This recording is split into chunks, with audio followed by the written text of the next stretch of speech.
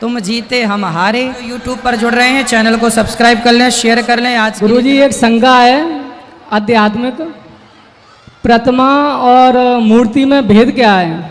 किसमें? प्रतिमा और मूर्ति। प्रतिमा और मूर्ति, प्रतिमा और मूर्ति क्या भेद है? देखो, मूर्ति और प्रतिमा में इतना अंतर है कि जो मूर्तिकार के घर होती है वो मूर्ति होती है। किसके घर?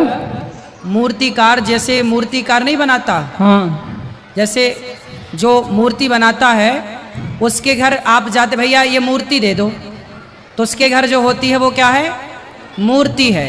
लेकिन वही मूर्ति जब आप श्रद्धा से लाते हैं और उसमें प्राण प्रतिष्ठा कराते हैं तो वही भगवान की दिव्य प्रतिमा, दिव्य स्वरूप, दिव्य झांकी बन करके तैयार हो जाती है। वही भगवान का वांगमय स्वरूप हो जाता है। ये महाराज जी नहीं है सही।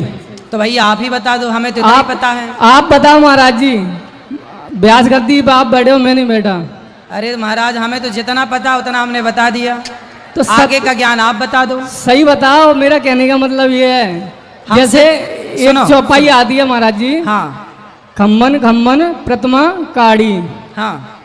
कब आती है?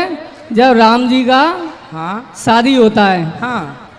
तो प्रतिमा किसे कहा है? मनुष्य द्वारा निर्मित, मनुष्य द्वारा निर्मित प्रतिमा है। और हम किसके द्वारा निर्मित हैं?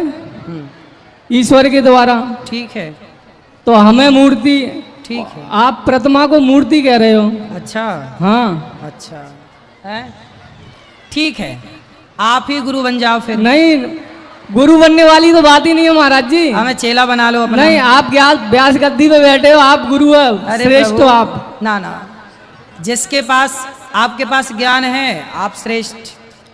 मेरी नजरों में तो आप श्रेष्ठ हो सर अभी। ना प्रभु, हम तो देखो आपसे हार गए, अब तो आप श्रेष्ठ हैं। बात करने दो, बात करने दो। ये सब जान के देखो, भगवान में मेरा जितना बुद्धि है कि भगवान से प्रेम हो, ये इतने में कल्याण होगा। इस चक्रव्यूह में शब्द जाल के ना उलझो। शब्द जाल तो है ही नहीं है, ये तो प्रत्यक्ष प्रैक्टिकल है सर। ठीक है, और कुछ ज्ञान देना है? नहीं, आपसे लेना है, देना नहीं है। तो फिर हम जो 3 घंटे सुनाते हैं हमारे पास उतना ही ज्ञान, उससे ज्यादा है ही नहीं। अरे वो महाराज जी, आप पे तो भंडार है। तो जो दे रहे हैं फिर उसे ले लो। फिर काहे तर्क को तर्क कर रहे हैं? तर्क तो सत्य मिलेगा जब ही तो लेंगे।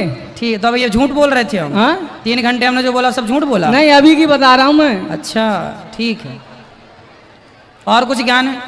आप बताओ महाराज जी, मैंने तो प्रश्न करता हूँ। तो हमने तो बोल दिया, उत्तर दे दिया। प्रतिमा मूर्ति में भेद खत्म। हाँ, उतना ही हमें पता है, आगे तो आपको पता ही है। जब पता ही है तो पूछना क्यों है? अरे आपके मुख से जानना चाहते हैं। नहीं प्रभु, आपसे कैसे जीतेंगे हम? अरे नहीं, जीतने हारने वाली बात ही नहीं है स्वामी जी। तुम जीते हम हारे। गुरु, इनको दे दो। गुरुजी राधे राधे जी। गुरुजी, मेरा आपसे एक वो क्वेश्चन है, जैसे कि ठाकुर जी को दूध पूतना जी ने पिलाया था, तो दूध किस कारण पिलाया था ये, और क्यों पिलाया था? किसको? ठाकुर जी को दूध पिलाया जाता है। हाँ भाई, भगवान को दूध चढ़ता है। जैसे भक्त अपने भाव, जैसे किसी के घर में गाय है, हाँ, तो वो चाहता है कि मैं पहले दूध पीने से भगवान को दूध का भोग लगाऊं। तुम ही निवेदित भोजन करें, तो पहले भगवान को भोग लगाओ, फिर आप उसे पी लो। वह तो गुरुजी वो मौसी थी ना? हैं? मौसी थी। हाँ, ठाकुर जी की मौसी थी ना? मौसी? हाँ। कौन? वो पूतना। पूतना? हाँ हाँ, फिर? पूतना मौसी थी ना? नहीं, वो दूध पिलाने आई थी, उनने विष क्यों पिलाया?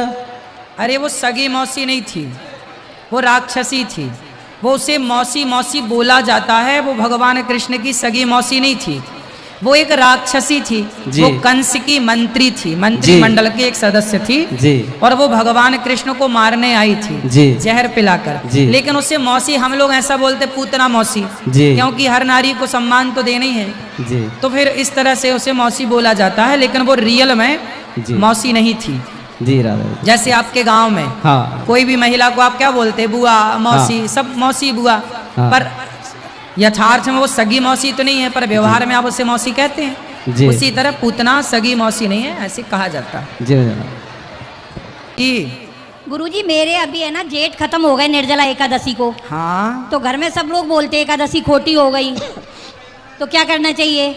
एकादशी निर्जला एकादशी के दिन खत्म हो गए मेरे जेठ, उसी दिन उनका दाग लगा, तो सब बोलते हैं परिवार में कि तुम व्रत करते हो लेकिन वो खोटी हो गई एकादशी। ना ना, इसलिए उनसे बोलना कि एकादशी के दिन कोई मर जाए तो आप एकादशी छोड़ देते हो, क्या झूठ बोलना छोड़ते हो कि एकादशी के दिन झूठ नहीं बोलेंगे आज मरे थे? क्या छल करना छोड़ते हैं? जब बुराइयां नहीं छोड़ते तो फिर अच्छाइयां क्यों छोड़ देते हैं? एकादशी तो सदा करनी चाहिए, कोई मरे जिए ये तो देखो मृत्यु लोक है, कोई ना कोई तो मरेगा, तो फिर ये मृत्यु लोक है तो चक्कर में ना नवरात्रा भी पड़ो। खोटे नहीं होते। इसलिए अच्छे काम व्रत कभी ना छोड़ो, करते रहो। नवरात्रा में अभी जेठ का बेटा खत्म हो गया, तो नवरात्रि भी करो, एकादशी भी करो, इसीलिए पूछा सब था। करो। कोटि कोटि ये सब प्रणाम। लोग कहते हैं कि मान हो गई, पर ऐसा है कुछ नहीं।